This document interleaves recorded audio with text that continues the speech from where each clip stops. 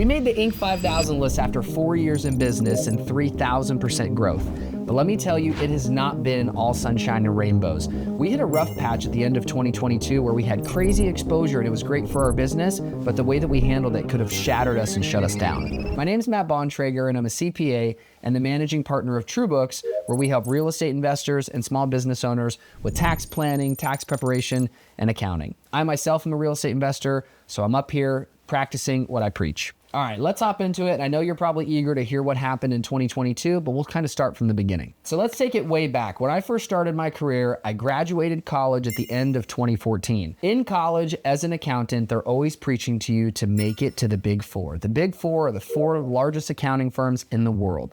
It was the most prestigious thing you could do out of college. So here in Las Vegas, where I went to school, was born and raised here actually, we had 3 of the Big Four. We had Deloitte, Ernst & Young, and PricewaterhouseCoopers, PwC for short. We did not have KPMG. The closest KPMG office was over in Phoenix, and your boy was not moving. So I myself didn't have the best GPA, and I typically say the way that you're gonna make it to the Big Four, you're gonna schmooze your way there and really network and work hard that way and make relationships, or you're gonna just be a book smart student. I definitely went this path where I networked every event that I could and went to every accounting event there was so that I could talk with these people that worked at the firm. And I found myself with an offer letter at the end of 2014 when I ultimately started at Deloitte in January of 2015. Deloitte was the coolest place to ever work because it was world class and the training that I got there was amazing. I got to go to Texas to their training facility, which was Deloitte University.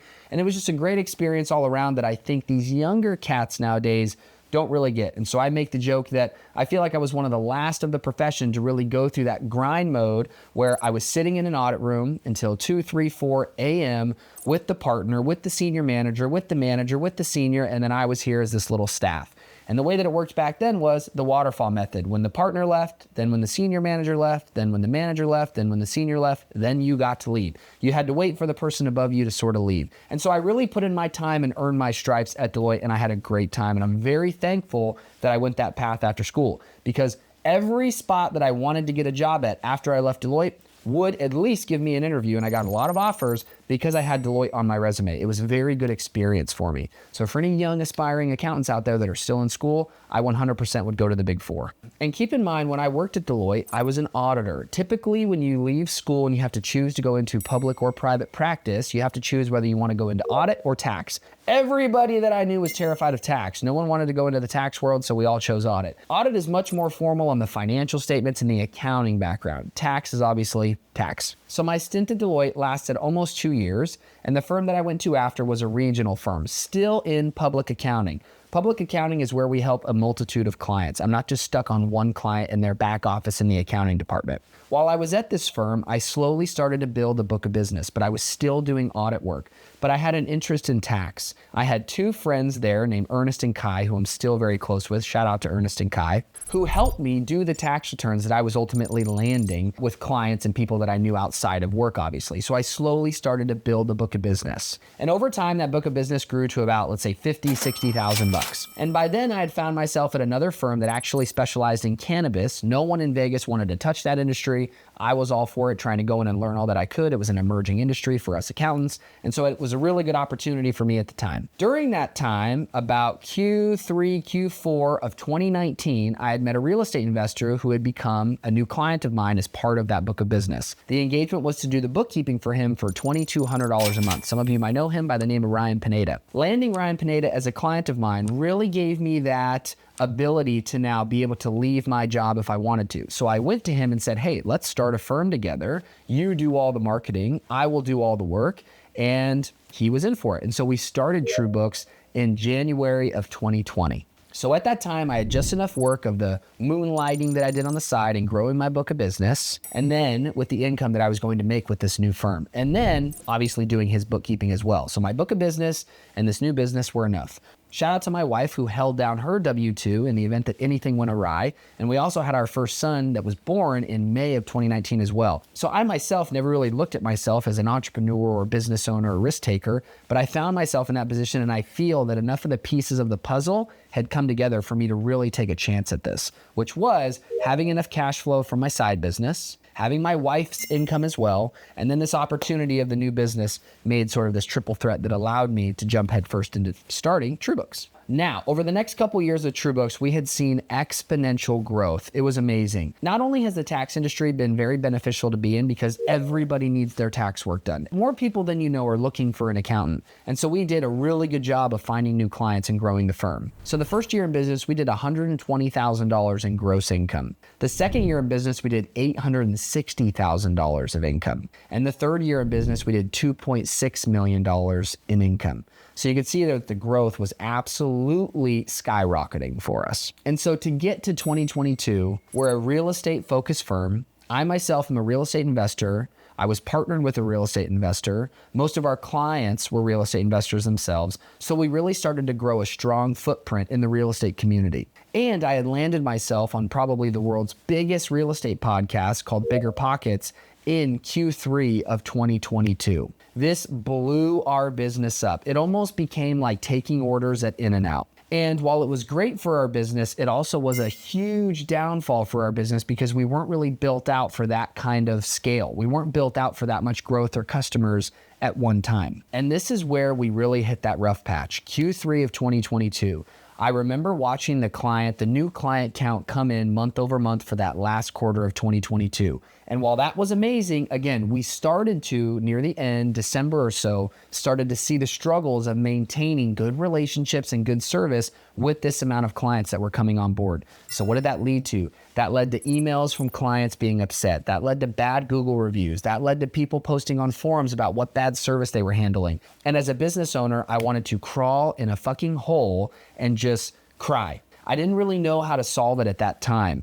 And so now looking back, I understand what I would have done a little bit differently and probably would have planned a little bit more had I have an opportunity like that again, such as doing better capacity planning if we had an opportunity like that so that we know we're able to handle that level of scale if it were to ever come through our doors again. So everybody talks about in business how the hardest thing to do is to get customers, but then sometimes you have to consider what are you going to do when you have this huge influx of customers? Is your business able to support this level of customers, this amount of customers that are coming through the door here? And in 2023, not to say that we didn't take the brand serious in the years prior, but this really put sort of a fire at our back to make sure that we were doing all that we could to give every client that came through the door a positive experience. If you ask me why I'm in this business, it is for the recurring revenue. I think this is a great business model because I don't consistently need to sell something. If I get clients to come through the door and keep them happy, I ideally will service these clients for the next 10, 20, 30 years and their kids even. So in 2023, it was that rude awakening to see, hey, look at these clients that are leaving and look at what we could have done to keep them. And so now as a business owner going on 5 years in this business, this is our number one priority is from the second that that client gets to our door, how do we do everything possible to keep them happy so that they come back the next year? While also maintaining, let's say we do have a huge marketing initiative, or I'm gonna go speak on a stage where we have a huge potential ability to land a ton of clients, making sure that we can forecast and see how many clients could we realistically land here? And if we do land this amount, what are we gonna do on the back end to service them and make sure that we can maintain a good service? And that has led us to where we are now. The team is about 30 people in size. We did $3.4 million in 2023. And in 2024, we're probably gonna do about that same amount. Why not just as much growth from the years prior? Because this year we took the time to settle into our shoes and understand how to work with a team of this size, how to implement these processes and systems and procedures to make sure that we can service these clients for the long term. And we have huge goals coming up for 2025 where we're hoping to do a little bit over $5 million, but without having to double our client pool. How do we do that? Increase fees by doing more complex work. Again, my whole goal of growing this firm is to make sure that we have clients that we can service year over year. And with that, more complex work comes higher fees. So as a business owner, I would much rather handle 500 clients at higher fees than 2,000 clients at lower fees. It's easier for the team, they get to service less people, and it's better for the clients as well because they get more attention because they need that level of attention. And I've been pretty vocal about it. 70% of CPAs are set to retire in the next 10 years. So my goal here is to make sure that we build TrueBooks into a household name that we can maintain good client relationships with and understand how to do this on our own first. And then we can go out and start to purchase firms that are ideally going to sell or retire and sort of die off and let their clients just go elsewhere. So first, I want to take care of home base and then start to expand through buying other firms. And now my only advice to any other entrepreneur maybe watching this is to understand that going into a business, you are going to run into these major rough patches where all you can do really at times is kind of sit back and evaluate what's going on for a second, which could be a couple weeks, maybe a month or so, a few days, whatever it is for you.